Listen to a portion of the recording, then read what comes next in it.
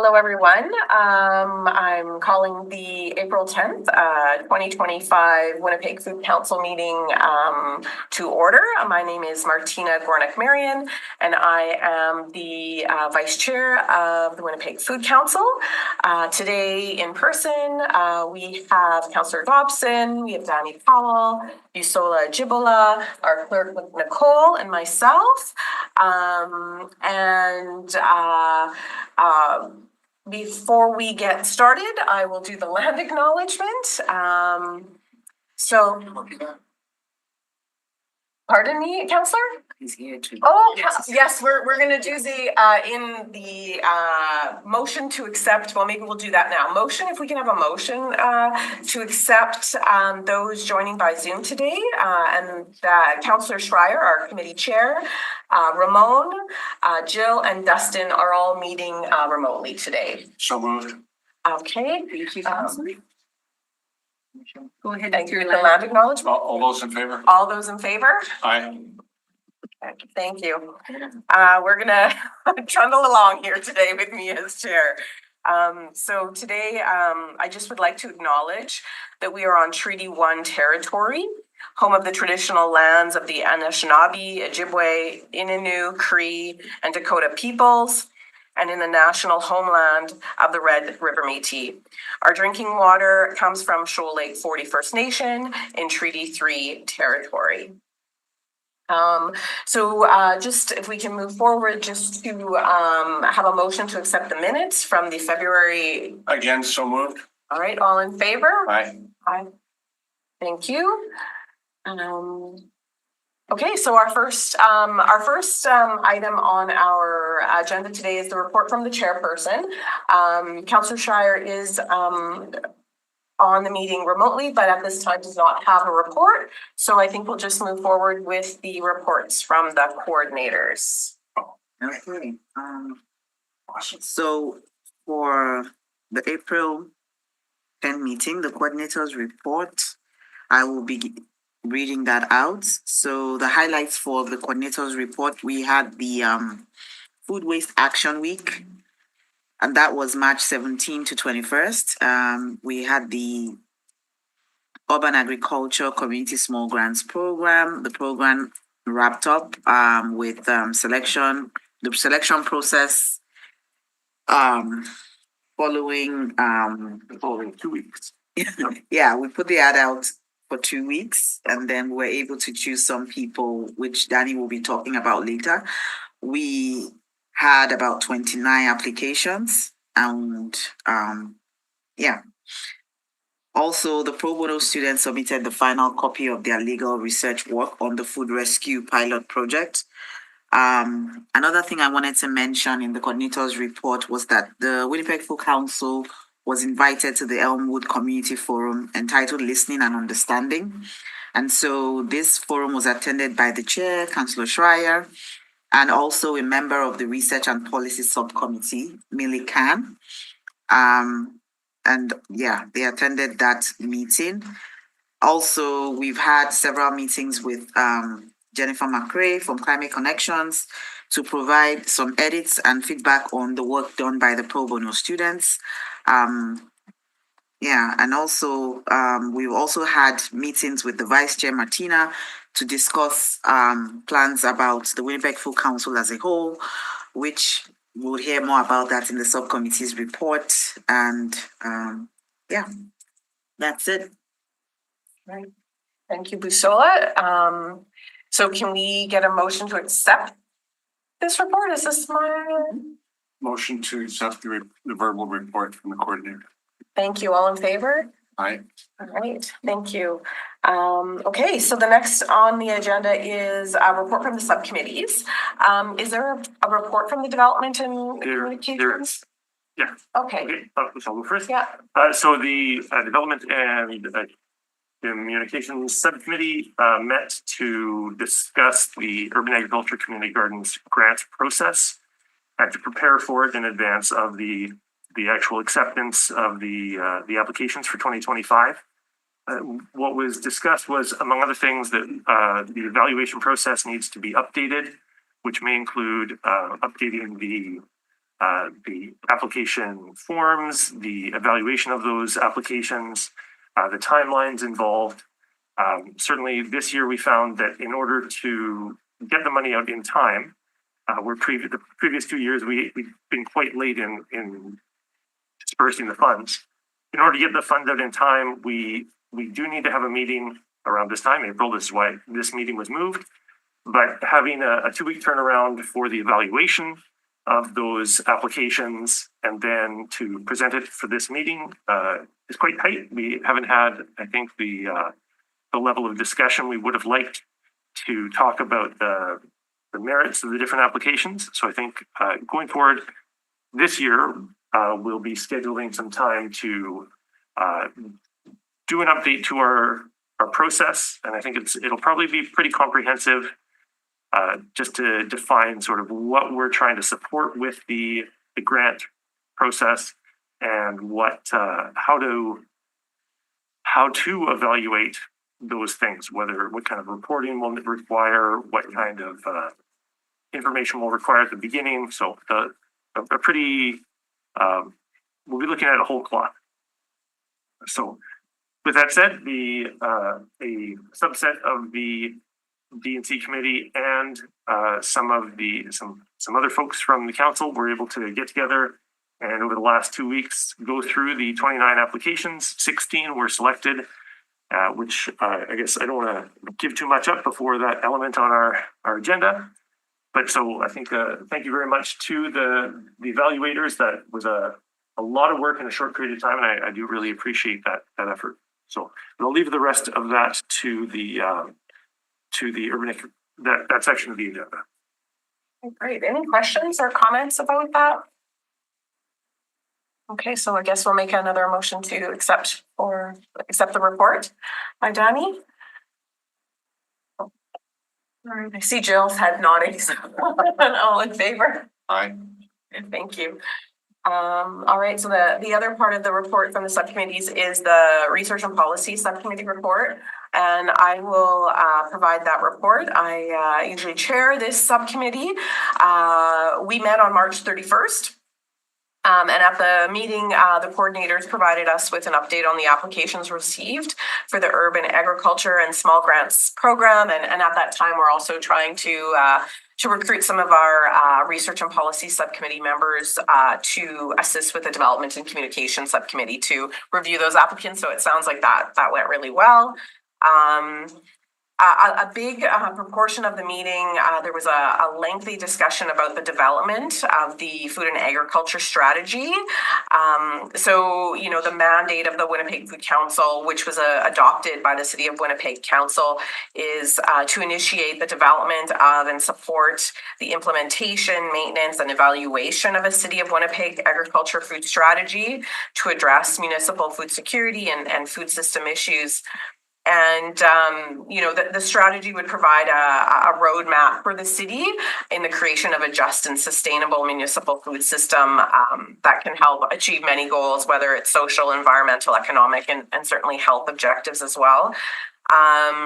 You know, some work has been done to assist in this, namely the food system snapshot, which was completed in 2022. However, you know, many members of the subcommittee have expressed frustration with the inability of the council, like the Winnipeg Food Council, to move the agenda and the initiatives forward since the food system snapshot. And some of the barriers that, you know, were discussed were, you know, the lack of funding to support initiatives. You know, there was the recent budget request of about $4,600 to support the development of the food and agriculture strategy, and that wasn't approved. You know, additionally to even the funding for the urban agriculture and community grants program, we weren't able to get additional funds in that area approved. There are some staffing resource issues, you know, just without a dedicated coordinator to support the functions of the Winnipeg Food Council. And there is lack of current municipal sort of specific data available, for example, related to food security rates within the city. So long and the short of it, lots of discussion. and at sort of at the end where we were kind of leaning towards more so was that the subcommittee discussed the development of an ad hoc working group to review previous municipal policy documents, including the Our Winnipeg 2045 document, as a way to bridge the void left by these, like previously noted, identified barriers.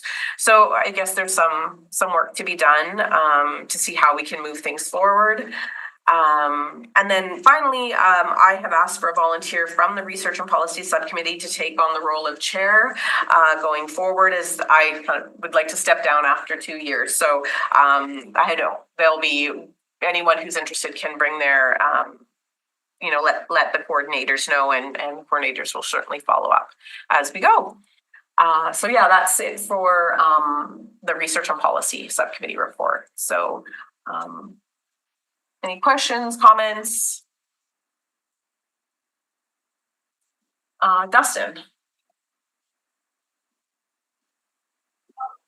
Yeah, thank you, Martina. I think it was well said, and I just want to echo that support. That there's a lot of frustrations that sort of continue to boil, and really we do want to see a clear path forward on how the Winnipeg Food Council is permitted to apply for external funding and be able to grow programming.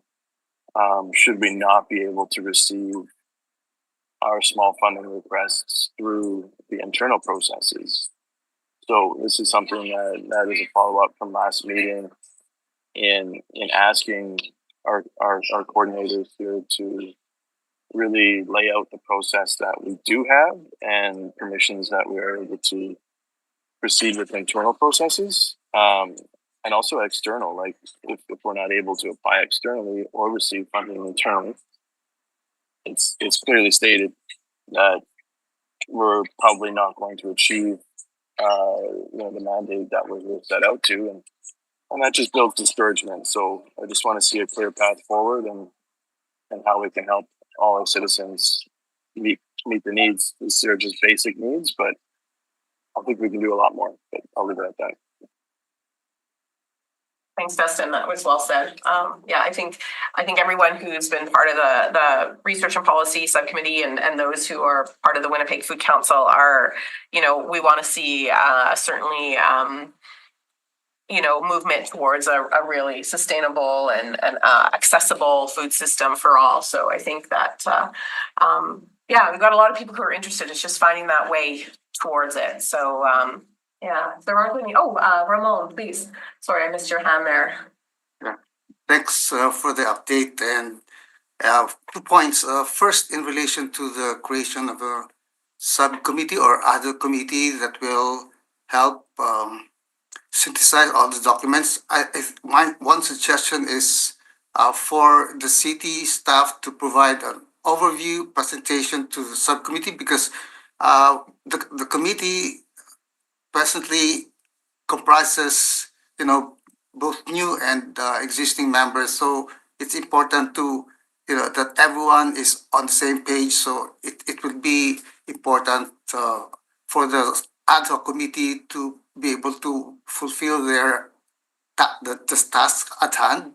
So to have an overview of the where the strategy is at the moment, this initiative, so that we can move in unison, and then we'll be able to identify the ways forward. The second point is in relation to funding. I think this also highlights, as mentioned earlier, this also highlights the importance of engaging the private sector that could provide external funding and other funding opportunities that the city can leverage to support this development of this strategy.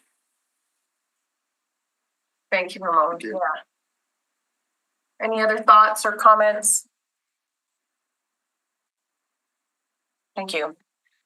So again, if we can get a motion to approve the reports from the subcommittees. Yes, so we had Jill approve the first report. So that's that's good enough. All right, thank you. My apologies.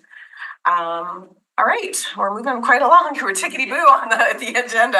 It'll be good for everyone's time. So number 4 on your agenda is the Urban Agriculture and Community Garden Small Grants Program. So Great. Yeah, so as I said earlier, the I guess the subcommittee, the evaluators for the Urban Agriculture and Community Gardens Small Grants Program were able to meet since the deadline of the program, which was March 28th. We received 29 applications, which is very close to what we received last year. And the quality was quite good generally on these applications.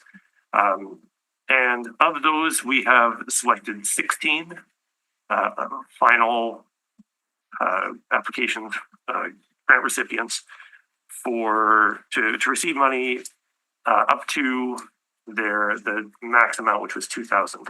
So not every application is going to receive the maximum amount.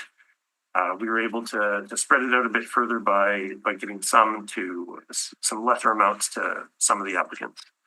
And as I said before, we'll be meeting this year in 2025 to prepare for the 2026 process, to just improve the process for everyone concerned, have I think a sharper application process, make it easier on the applicants and also easier on the evaluators.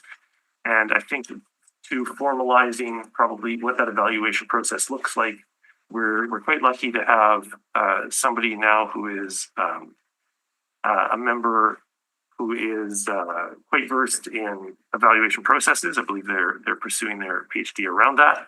And so I think they'll be able to provide a perspective that'll be quite helpful for this going forward. And I think the timing too of discussing the focus for the urban agriculture strategy, I think some of that there'll be some carryover there as well. But all that said, so today I'll include with the agenda, the minutes, the list of the 16 accepted applications, and then we will begin the process of informing those folks and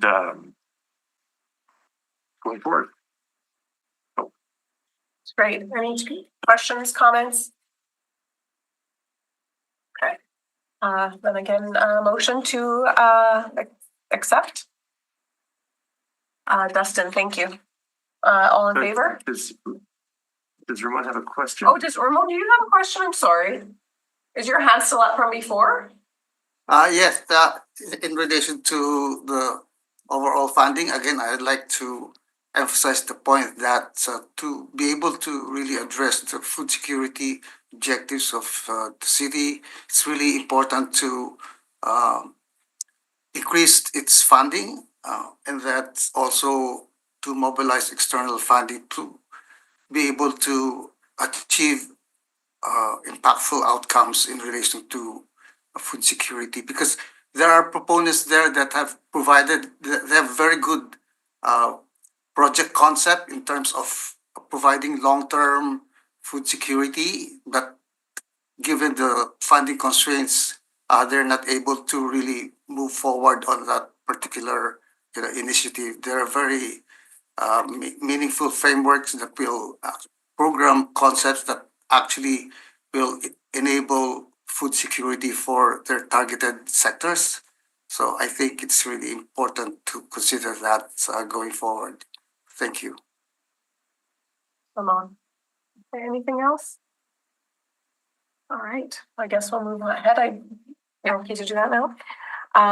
So number 5, Pro Bono Students Canada Research Project. Okay. Yeah. So the Pro Bono students have put together a legal research report on food rescue pilot projects. And as we know, last year, Jennifer McCray from Climate Connections gave a presentation where they spoke about establishing refrigerated storage trailers in the city of Winnipeg. Now, these storage trailers will be used to store food, will be used to store and distribute food that has been diverted from the landfill. This report considered zoning, municipal bylaws, and potential sources of liability. And the work was supervised by with the coordinators, Martina, our vice chair, and Pozima, who is a member of the research and policy subcommittee, and Jennifer McCrae. So, because we are still following up with discussions with Jennifer. The project has just started. This is the pilot phase, so there's going to be room to purchase more storage containers. So it's very important that Climate Connections know where is acceptable for these storage trailers to be placed within the city. And that was why we needed to do this project. Having said that, Jennifer has had a look at the draft and she's quite pleased with the outcome of the work. And I'm very sure she has received the final copy. We've attached the final report to the agenda. So if you'd like to go over it and read it, please feel free to do so. And so sometime in the summer, Jennifer has informed us that they'll be launching 1 or 2 of those storage containers in the city of Winnipeg. And that's the end. Excellent. Thanks, Bisola. I guess she hasn't shared sort of location or any of that if they're kind of getting close. Like, I know it seems like summer's around the corner, so I'm curious. I know she shared that the Chalmers Renewal Corporation is going to be in Kildon. I think it's Kildon. Transcona. Well, I think it's Kildon. So that location is pretty set. But they have some challenges with other locations that they're looking at, like in terms of like the electrical phasing and some other things. And some of the locations that they're also looking at, they might need like to make some payments. So, and some of them, they might need to get permits to like repurpose the use. And so, I think it's only one that is fixed for now, the one for the Chalmers Renewal, which is the storage container that Councillor Schreier is in charge of. That one is definitely going to launch in the summer. Okay. The second one, I don't have like up-to-date information, so I'm not sure, but she said there's a likelihood they would launch also.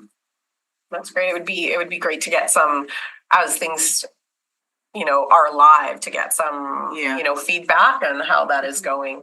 And I think that the work by Pro Bono Students Canada can be used, clearly it was initiated by, the project idea from climate change, but, to be able to see that actually help other organizations going forward with similar type of projects, I think that's really great. Any comments or questions?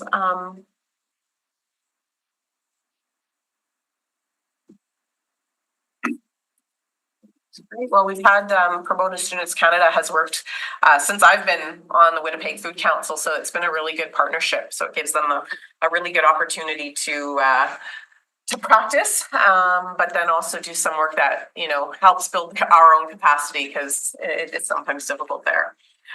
So if we can get a motion to accept The verbal report. the verbal report. So All right, Councillor Dobson, all in favor? Aye. All right, thank you. Motion's carried. Motion's carried. Okay, all right, so I think we've gone through the entire agenda. Is there anything else we need to discuss? I think we need to discuss the possibility of having the May meeting Okay, yeah. or moving it to a later date. I don't know. Okay, so we can discuss that offline. Offline, okay. Okay. Yeah. All right, so then, At this point, you would make a motion to adjourn the meeting? okay, so if I can get someone to make a motion to adjourn this meeting today. All right, Jill, thank you. All in favor? Okay, motion carried. Thank you, we're adjourned. It's 1:45. Thank